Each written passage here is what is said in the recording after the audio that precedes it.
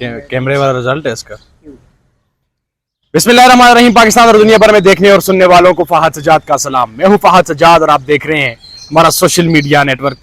नाज़रीन, भारत ने एक और नाकाम हमले की कोशिश की जिसे पाक आर्मी ने नाकाम बना दिया। पाक फौज ने लाइन ऑफ कंट्रोल LOC पर भारतीय क्वाड काप्टर की फिजाई हदूद की खिलाफ वर्जी को नाकाम बनाते हुए उसे मार गिराया। अच्छा, जब से भारत ने जंग का ऐलान किया है, भारत जंग तो कर नहीं रहा, लेकिन भारत का जो मीडिया है वो अपने मिसाइल गिनवाने में मसरूफ है, वो अपना असला गिनवाने में मसरूफ है, जबकि पाकिस्तानी चीख चीख के उनको कह रहे हैं कि कब आ रहे हो, किस टाइम आ रहे हो, हम इंतजार कर रहे हैं।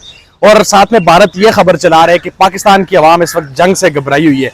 पहली बात तो ये है कि पाकिस्तान की आवाम को जब ये पता लगा कि मूडी जो है वो जंग करना चाह रहे हैं, तो पाकिस्तान की आवाम में खुशी की एक, आप जिसे कहते हैं ना, लहर दौड़ गई। जिस तरह जब किसी की शादी का ऐलान होता है तो वो खुश हो जाते हैं, जिस तरह किसी के जब ईद आती है तो हम लोग खुश हो जाते हैं, इस तरह जब जंग का ऐलान हुआ तो पाकिस्तानी अवाम में खुशी की लहर दौड़ गई।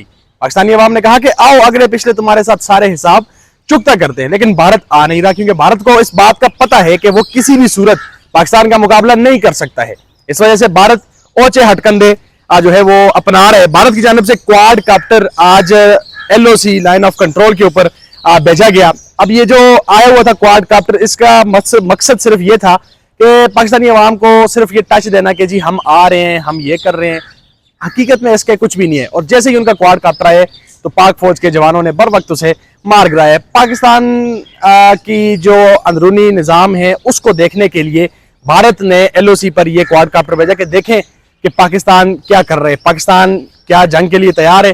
फिर जब क्वाड काप्टर मार कर गिराया तो फिर भारत को अंदाजा हो गया कि नहीं बाबा नहीं, पाकिस्तान से मुकाबला नहीं बनता है भारत का। भारत को पता है कि मुंह की खानी पड़ेगी।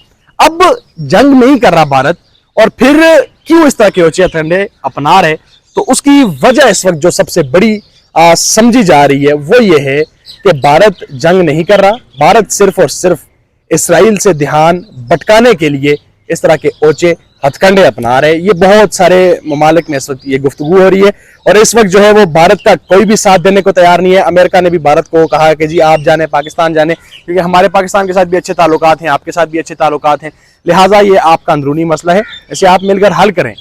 लेकिन जब से जंग का ऐलान हुआ है, मोदी सरकार और जो मोदी मीडिया है वो सिर्फ एक ही चीज को बेच रहे, और आलम यह है, डरे इतने हैं वो कि उन्होंने पाकिस्तान के 16 चैनल्स के YouTube नशरियात भारत में बंद कर दी हैं।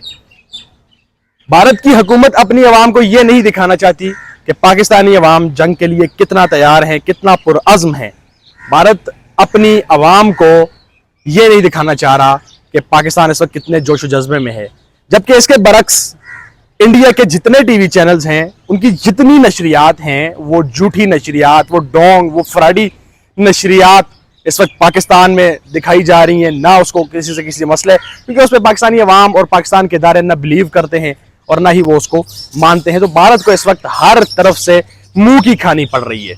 फिर आपने जब पिछले दिनों देखा, जब जंग का ऐलान किया तो उसके बाद पाकिस्तानी अवाम यकजा हो गई। न किसी ने PTI देखी, न किसी ने नून लीग देखी, न किसी ने पीपल्स पार्टी देखी। तमाम अपने इख्तलाफात बुला के सब यकजान होकर इंडिया के खिलाफ निकले और अपने एहतजाज रिकॉर्ड करवाए। तो इंडिया को यह मैसेज भी मिल गया कि पाकिस्तानी अवाम तो किसी सूरत हमें नहीं छोड़ने वाली, और ना ही वो हमारा पीछा छोड़ेगी।